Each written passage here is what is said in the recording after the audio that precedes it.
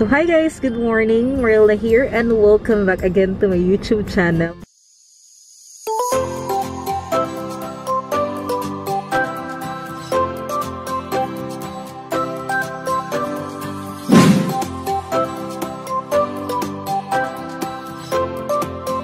Yes guys, I'm back again in vlogging.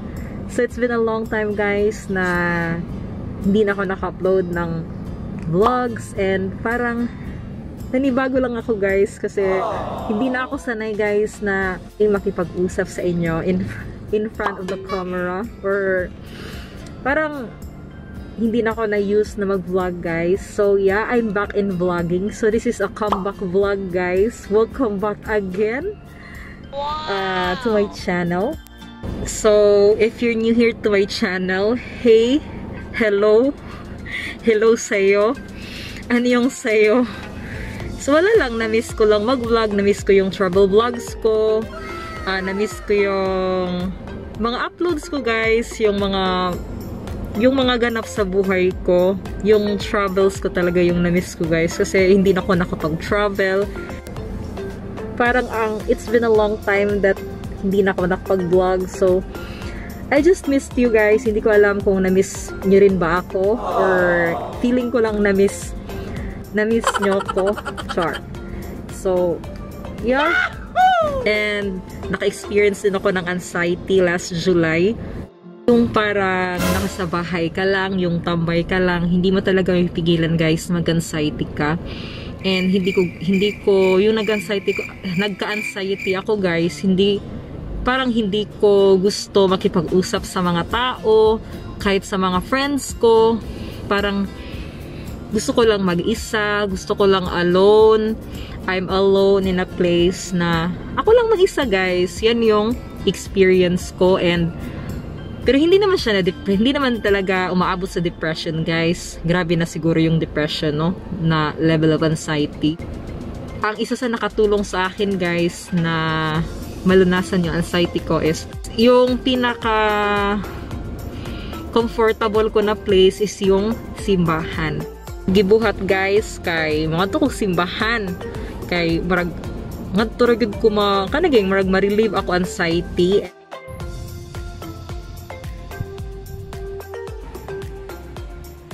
And then wala mo simba ko usay every Monday, usay Wednesday or Friday. So aside sa kanang Sunday kay holiday of obligation magid na ano.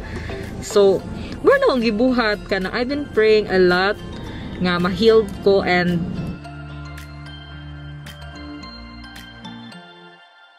I'm so thankful that God really answer my prayers, and I am so happy and blessed nga na-answered gud niya.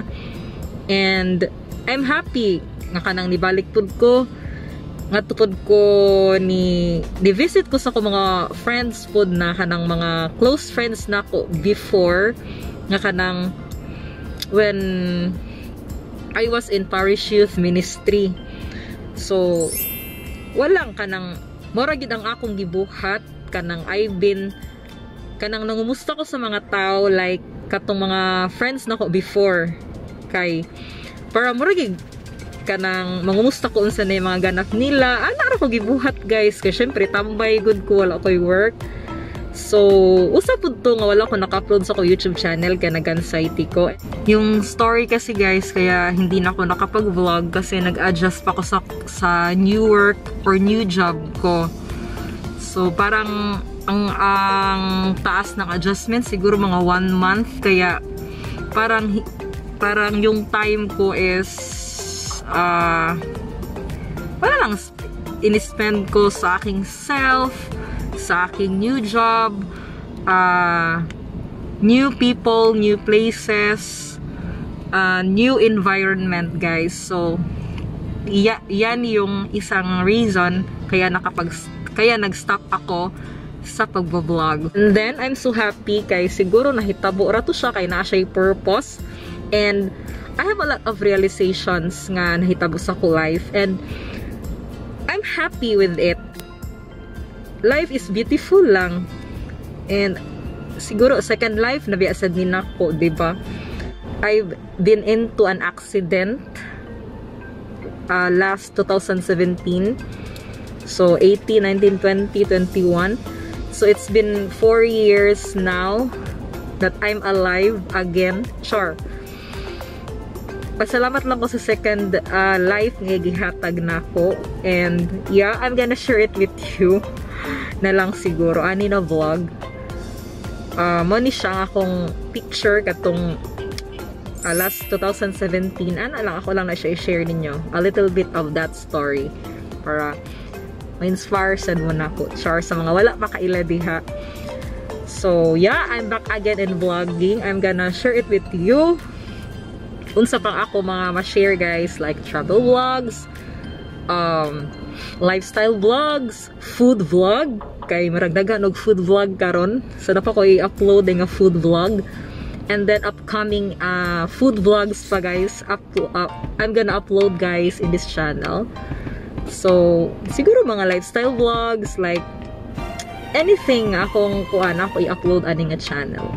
Para mas makaila pa mo na ako, or di lang siguro jud kayo kanang personal kuan kanilang siya kay I'm gonna kuan lang update ra gud mo na ako sa ko life kay para at least mana mo no nga kanang asa naman day si Maria Elena or mo kana vlogger ganang nawa man. So yeah, yun na lang, story lang na ko. Why is it that nawala ko kadiyot, di ba? So yeah, hinaot nga kanang na-inspire mo sa akong story and sa mga nag-anxiety ug depression diha. Ingana lang din niyo buhaton. Number 1 is all you have to do is pray harder, work harder, trabaho kay di ba ta mabuhi kung watay trabaho, di ba? So work harder. And number 3 is smile and be happy. Kay moro medyo nato ikuan, and share also. Share and forgive and forget. Ana lang. And be happy. Kay para ma-healed ka. More na siya. Especially sa mga tao di ay nga imo nagka-misunderstanding mo before, ana lang. Maabot ra gyud sa time guys, especially kanang inyo gyud sa i-pray, as in ma-answered gyud siya. Tuo lang gyud man nako kay I've been there done that na gyud sa mga law mga problema. So yeah, so kakatapos ko lang mag-church guys kanina, mga 5:30 AM ako nagsimba guys kasi serve namin sa choir guys. So I'm here right now at the Ormoc City Public Market dito sa Ormoc City. So yeah, it's my comeback vlog guys. So ang tagal kong nawala sa YouTube, siguro mga 2 months na wala akong upload or 1 month. So ngayon, andito ako ngayon sa Ormoc City Public Market. Ito yung mga wala siya upang kumpra guys ganina. So kayo guys, kumusta na kayo? Anong update sa life nyo? Comment down below. And sino yung na-highlight sa akin na nagsa-stop na for vlogging?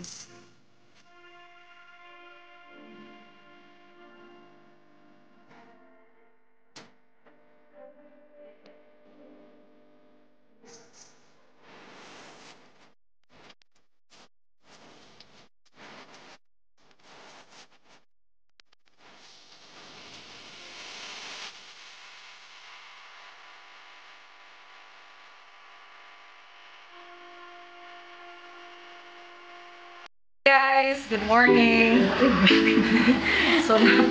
so morning ato buhato na first thing in the morning. This one is coffee. You want this? Where is it? Ma. Guys, kumusta naman yung life?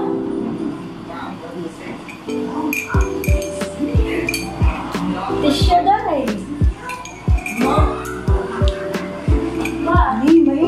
Ako, favorite day nga coffee guys, ay kopi ko blanca or di kay kopi ko brown. Isa gibutangan ako og kanang milk para lami siya.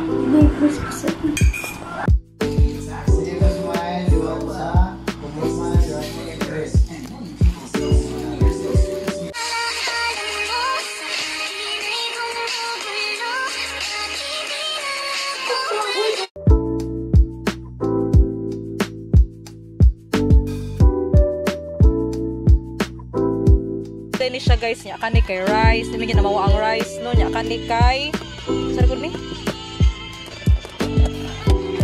Kana, di ba lami kayo. Sir gud nga ani, aw kilawin.